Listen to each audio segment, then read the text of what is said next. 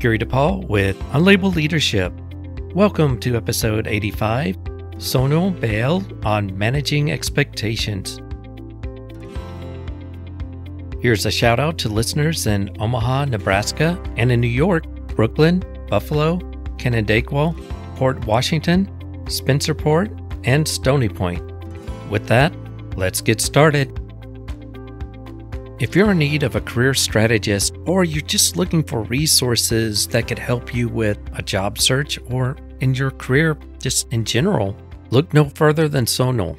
Sonal has an incredible YouTube site with tons of resources and things I wish I knew when I was job searching. In fact, if I do job search, seriously, that's where I'm going to be and spending my time. As a career strategist, podcaster, and the founder of our company, Supercharge, Sonal works with clients from all over the world, from the United States to Asia to Europe, Middle East, and even in Africa. Before Supercharge, Sonal spent about 2 decades in HR, and she screened more than 250,000 resumes, conducted more than 5,000 interviews, and leverages her knowledge to help thousands of job seekers as they struggle to find positions that are a great fit.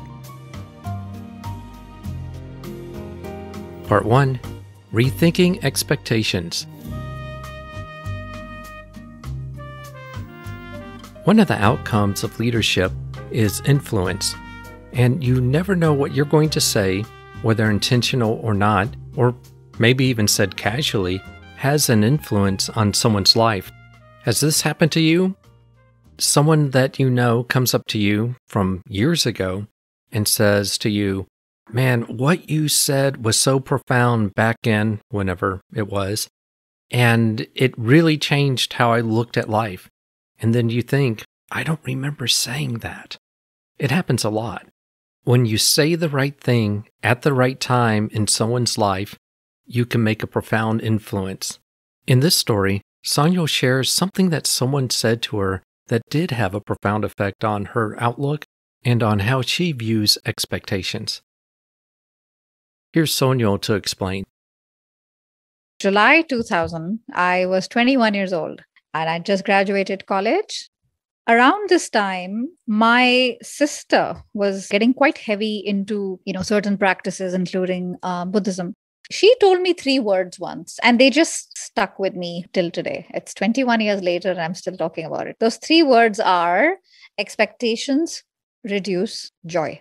Anytime I have caught myself thinking they're going to call me back, or this post should have received more likes, or I should have got that promotion, I've been unhappy, I've been disappointed, I've been pretty darn miserable. So I always go back and remember this. It's just so nice and free to not harbor those expectations. Those are the most 3 remarkable words I think I've heard in a long time. It speaks volumes to people who are entrepreneurs who think they come out of the gate and that all this stuff is going to happen. It doesn't. And they try, and then they throw in the towel, give up. It really is true, is that expectations, especially when you don't reach them, they reduce joy. Not only for entrepreneurs, Gary, but also for job seekers, because I'm a career coach and I help job seekers. But I've also been a job seeker myself several times because I've been laid off. This was such a stark reminder for me. No one owes you anything. So stop that. You can blame the president, you can blame COVID, you can blame 100,000 things, but the accountability starts. That always kickstarts a lovely, loving kick on the backside. For me or for my clients, I use this phrase so, religiously. It's just a big part of my outlook to life. There's a sense of leadership when you say these words to someone. And the way I view leadership, it's about helping other people mature mentally and morally. And this is a great way of helping people look at situations a little bit more realistically and maybe not have such high expectations. Having goals is different. Just like you said, when you do something, even in a job, and you don't get promoted, you don't get the recognition, no one owes you anything. Mm-hmm.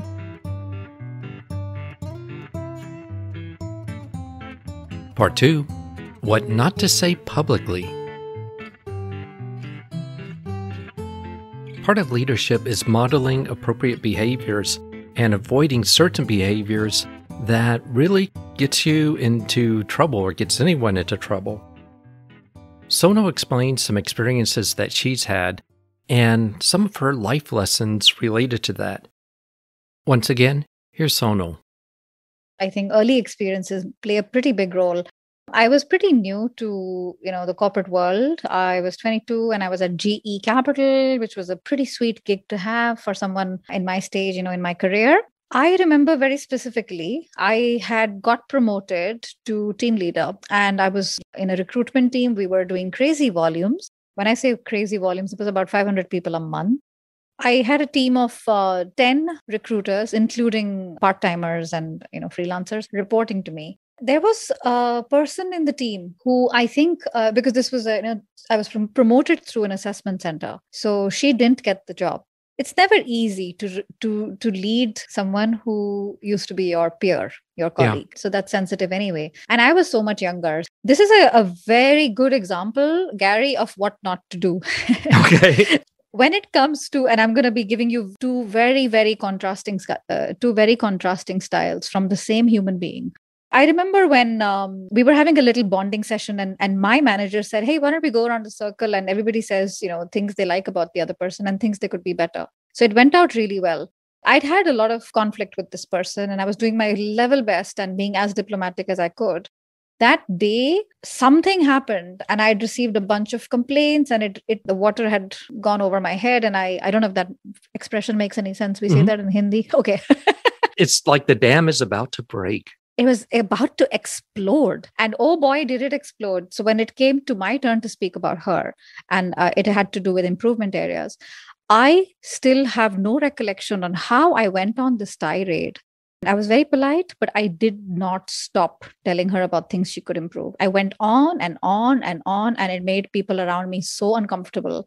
And I didn't realize it till much later that it was actually a pretty horrible experience to be in that room. What would it have been like for her? Oh, it was awful. I remember over the weekend, I knew where she lived and I went and I got her a little gift. She wasn't there. I left her with her mom. Too little, too late, Sonal. So I realized that the mistake was I was very focused on me. It sounds maybe contrarian, but it wasn't about her. It was about me and my self-leadership. And I'm going to come to that in a second. The other experience was very interesting, which was with one of my first bosses when I was in the first year at GE. And the best thing he ever told me was, Sonal, if there's one good thing you do, it's that you are apolitical. I remember this word till today, apolitical. He said, stay apolitical, which meant gossip. It's fantastic. It's a great way to bond with someone, particularly at the water cooler, all those conversations on a Monday morning. How have you been? And then, do you heard about this one? Do you know what she did? Just not repeating, especially the higher up you go. That has also stayed with me. Keep your mouth shut, listen. And in HR, that definitely helps you. But it's not just HR. Just because you heard something, it's not your moral responsibility to repeat it. Don't badmouth your boss or your boss's boss. Not just because someone might be listening. It just makes you sound like someone, if you can do this about someone, you'll definitely do it about the same person you're talking to. Apolitical and learn the art of giving feedback. The apolitical is really interesting because when people are gossiping, they're talking about other people and they're not talking to them. And just recall at one organization, it was the most polite group of people I've ever worked with who were polite to you in your face, but they complained to everyone about everyone. It actually caused a lot of problems when people found out. Oh, yeah. No, 100%. It's a matter of time. It's a ticking time bomb. The definition has become very clear over the years. Gary, you and I have a common friend called Elaine. Yes. So if I say something to Elaine about Gary, I am comfortable repeating that same thing to Gary's face. Yep. If I can do that, there is transparency. It's not sleazy. It's not misleading. It's not malicious. And gossip, more often than not, is malicious. Elaine has appeared in this podcast more than anyone else. She's lovely. She is. If you're going to lead, you really need to put other people first. And that includes being apolitical, not bad mouthing someone, but actually going up to people and let them know what challenges you might have with that person and have an open communication. And that's the only way you could really connect with other people is by being open and honest, not brutal, but, just do it in a way that's appropriate. Yeah. When someone says, can I be brutally honest? I'm like, yeah, I know when you're saying that, you're saying that, I know it's going to be more brutal than honest. Yeah. So true. So true. Part 3, the Platinum Rule and more. Leadership involves putting things in perspective to give you insight and to help you develop and grow mentally and morally. Sonia will share some experience that she's had, and I think her advice exemplifies this part of leadership that I just described. Here's Sonal to explain. I think, Gary, advice is very easy. It's very cheap to pass it along and very difficult to follow. Yeah. So a lot of people give fantastic advice. Fantastic. It's a completely different story when it comes to following and preaching and looking good, etc. As you heard in the first 2 parts, my advice tends to be rather down to earth, tangible, practical, tactical, because I want to be able to understand it before I explain it. Because if there's one thing I'm allergic to is big, buzzy words. People's eyes roll when they listen to agility and, emotional intelligence. Yeah, what does that mean? Before thinking about leading anyone, how about going back and leading yourself? We have this thing that fancy people like you with a PhD call emotional intelligence. So yeah. We also have intelligent quotient, so IQ. So EQ, emotional, and IQ. There's so much research out there, Gary, about which one is inherited, which one you're born with.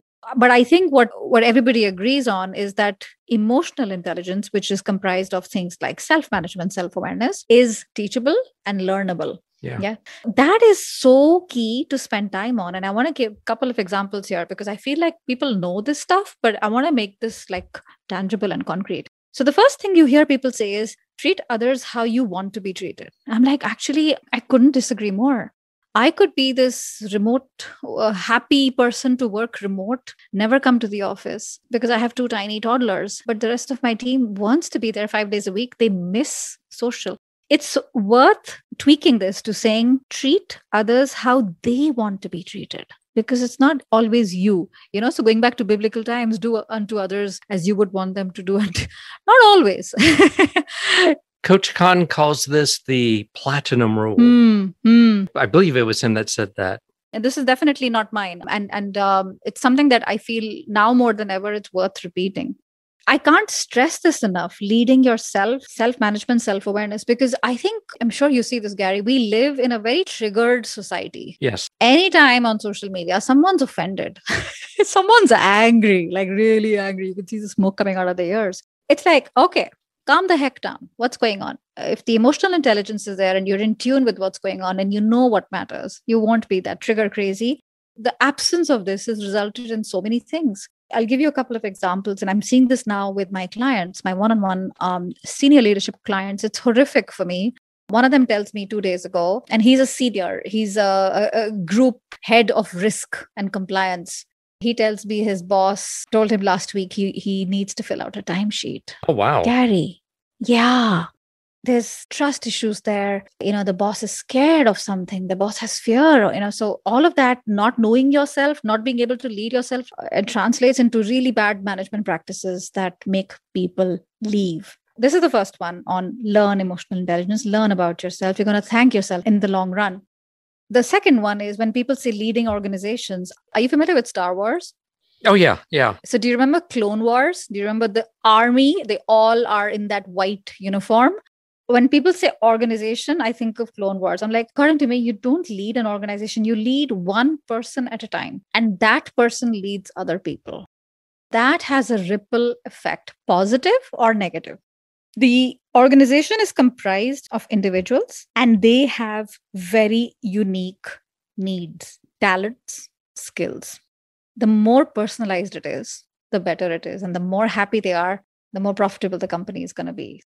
Someone tells me, so Sonal, I need a little help. I have an interview with Google tomorrow. I'm like, no, you don't.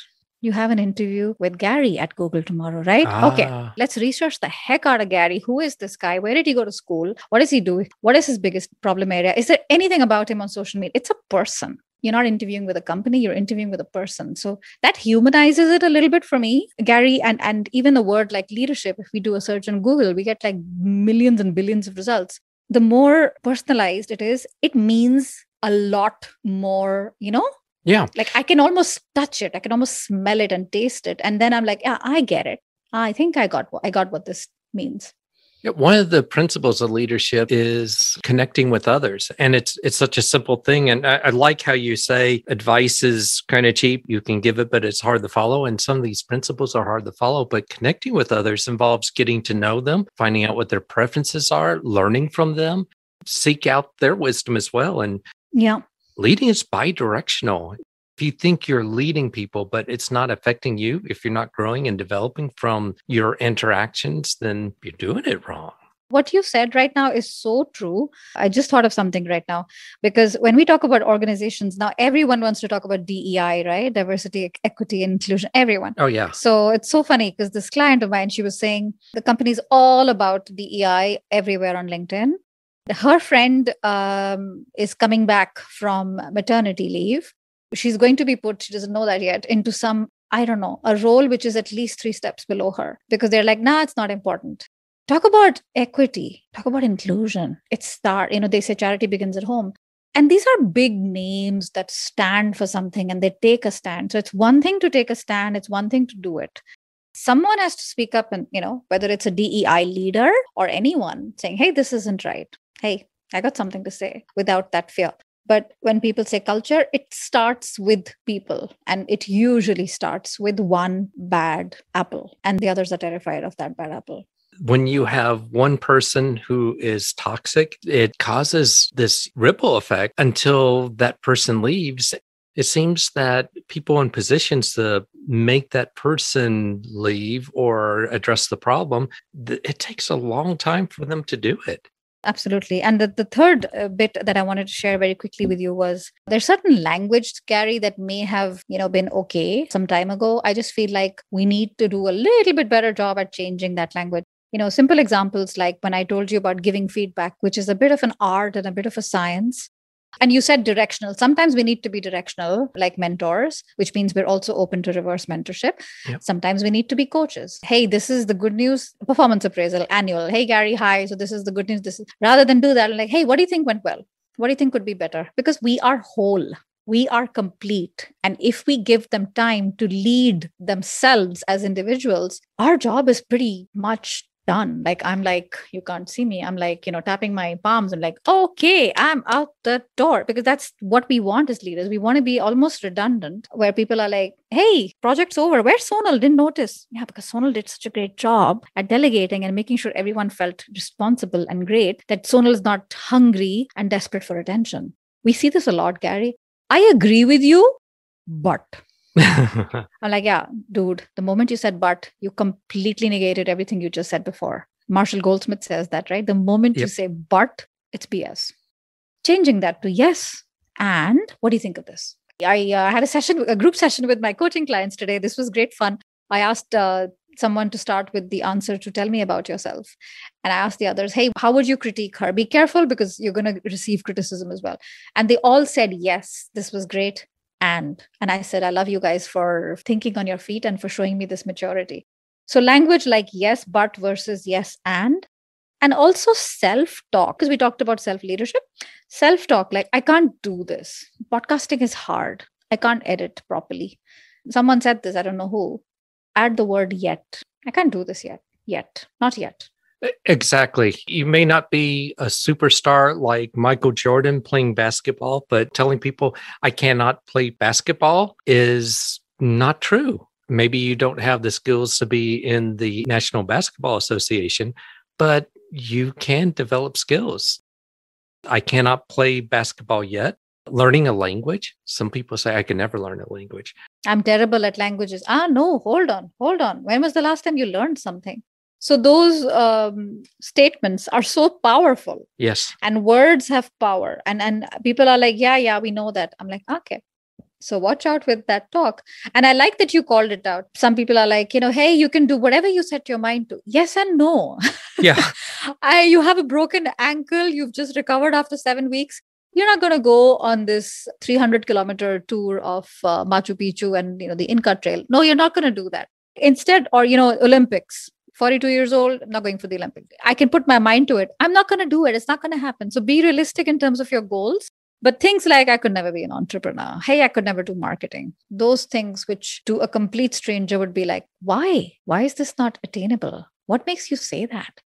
And then you're like, yeah, you're right. I can't do that yet. I cannot do that now, but over time, I could learn, so there's a lot of this fixed thinking. And the other way, sorry, Gary, the other thing that related to yet as well, which is wonderful, is when we get a rejection, whether we are self-employed and a prospect says, sorry, this isn't the time, or you're looking for a job and you were in the final stages of interviews and saying, hey, Sonal, sorry. It's not always no. It's no for now. Yes. For me, that's the equivalent of yet. I'm like, okay, maybe it's coming. I'm not putting all my eggs in one basket. I'm not being naive. There's something a lot more sort of forthcoming and positive about something like that rather than, final, it's done. And there's this huge iron door and nobody can open it again.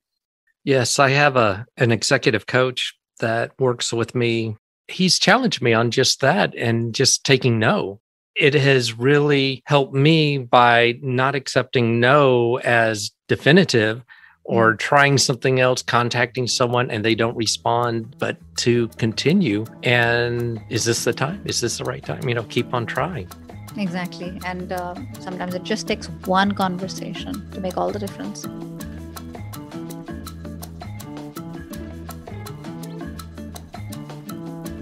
My thanks to Sonal Bahl. If you'd like to learn more about Sonal, go to the show notes. And if you have a question or comment, go to unlabelleadership.com, click the message icon, and you can leave a voicemail message for up to 1 minute. I'd like to thank those who contribute to the show. Your contributions make a difference because this is a volunteer service. Mostly, I'd like to thank you for listening.